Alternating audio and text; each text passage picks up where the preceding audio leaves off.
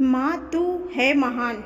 राधे राधे। मेरी चैनल चेतन छुट पर आपका स्वागत है दोस्तों। मेरी माँ से मैं बहुत नफरत करता था क्योंकि उनकी बस एक ही आँख थी और वो मुझे बहुत बुरी लगती थी।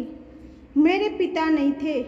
जब बहुत छोटा था तो चल बसे थे, अब अकेले थे। मेरी माँ हम दोनों के गुजारे के लिए बहुत मेहनत करती थी। वो हमारे स्कूल में खाना बनाने का काम करती थी। एक बार जब मैं क्लास में अकेला बैठा था तो वो मेरे पास आई और माँ ने मुझसे पूछा, बेटा तू क्यों अकेला क्यों बैठा हो? तो उनके ऐसा हमदर्दी दिखने पर मुझे जरा भी खुशी नहीं हुई। उस वक्त मुझे बिल्कुल भी अच्छा नहीं लगा था। वो क्लास में मेरी मजाक बनाने के लिए क्यों आई थी, जबकि उन्हें पता था कि उनके कारण मेरे क्लासमेट्स मुझे चिढ़ाते थे। एक दोस्त ने तो सीधा मुझसे कहा भी, अरे तुम्हारी माँ की तो सिर्फ आँख एक ही है तो हो कानी है। उस वक्त मुझे बहुत धक्का पहुँचा। माँ के चलते इतनी बेइज्जती जो सहना पड़ा था मुझे।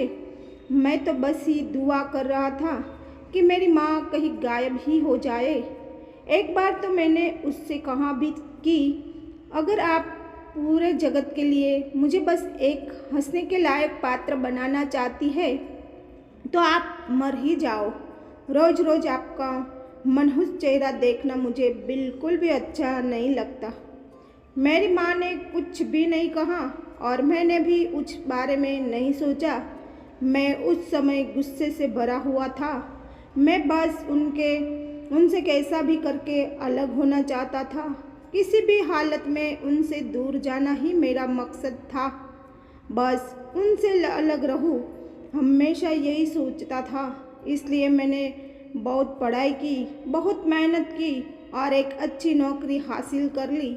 मैंने माँ से कहा कि मैं अब उनके साथ नहीं रहना चाहता और मैं जा रहा हूँ। कुछ सालों बाद मैंने शादी कर ली, लेकिन मैंने माँ को नहीं बताया और न ही उन्हें बुलाया। मेरे बच्चे हुए, मैंने अपना खुद का एक घर खरीदा। मेरी ज़िंदगी अच्छी हो चलती थी, लेकिन एक दिन मेरी माँ मुझसे मिलने आई। मेरे बच्चे उन्हें देखकर डर गए और फिर थोड़ी देर बाद बच्चे उन्हें देखकर हंसने लगे। मुझे उनका चेहरा देखकर कोई खुशी नहीं हुई। यहाँ तक कि मैंने तो उन्हें घर के अंदर भी नहीं बुलाया और उन्हें खरी खोटी सुनाकर बाहर से ही भगा दिया। उस वक्त मेरी माँ ने धीरे से कहा, माफ़ कीजिए, शायद गलत घर में आ गई हूँ।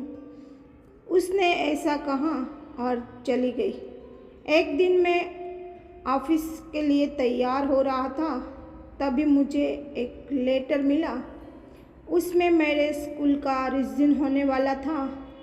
मैं बहुत खुश हुआ कि चला बहुत दिनों बाद अपने शहर जाकर दोस्तों से मिलूँगा। रिजल्ट के बाद मैं उससे पुराने घर में गया जहाँ मेरा बचपन बीता था। ऐसे ही पता नहीं क्यों बच चला गया। वहाँ जाकर मुझे पता चला कि मेरी माँ कुछ दिन पहले ही इस दुनिया से चल बसी है, मर गई है। मुझे तो बिल्कुल भी दुख नहीं हुआ और न ही मेरे आँखों में आंसू निकले। घर के पड़ोसी ने मुझे एक लेटर दिया जो मेरी माँ ने मुझे देना चाहती थी पर दे नहीं पाई। मेरे प्यारे बेटे, मैं हमेशा तुम्हारे बारे में ही सोचती रहती हूँ। तुम्हारी बहुत याद आती है बेटा। मुझसे समय निकलकर एक बार मिलने आओ ना। मैं शर्मिंदा हूँ कि मैंने तुम्हारे घर आकर तुम्हारे बच्चे को डरा दिया और तुम्हें परेशान किया। उसके लिए मुझे माफ़ कर देना बेटा। मुझे पता लगा है कि तुम यहाँ आने वाले हो, पर मेरी हालत ऐसी है कि मैं बिस्तर से अभी उठ भी नहीं सकती हूँ। बहुत बीमार हूँ। माफ़ी चाहती हूँ कि बचपन से आज तक तुम्हारे लिए सिर्फ परेशानी बनी रही। मेरे कारण तुम्हारे बहुत मजाक बना। बेटा तुम्हें पता है, जब तुम छोटे थे तो तुम्हारे पापा और मैं मेला में देखने जा रहे थे। लेकिन रास्ते में हमारा एक्सीडेंट हो गया और उस दुर्घटना में तुम्हारा पिता की मौत हो गई और तुम्हारी एक आँख चली गई।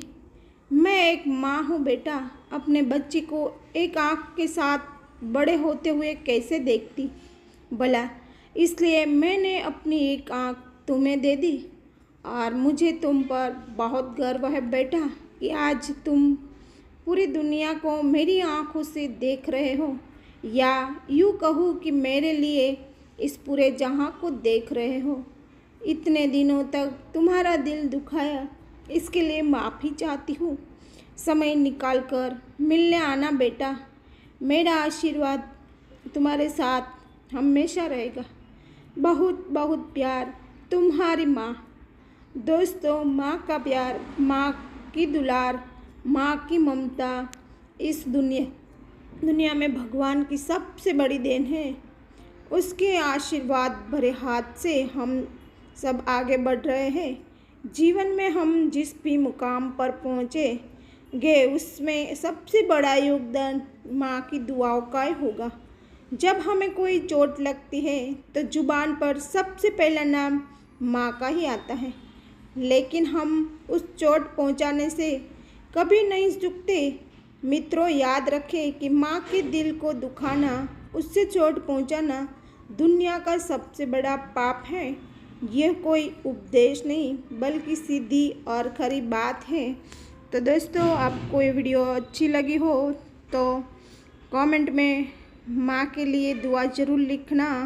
और राधे राधे, जय श्री कृष्ण।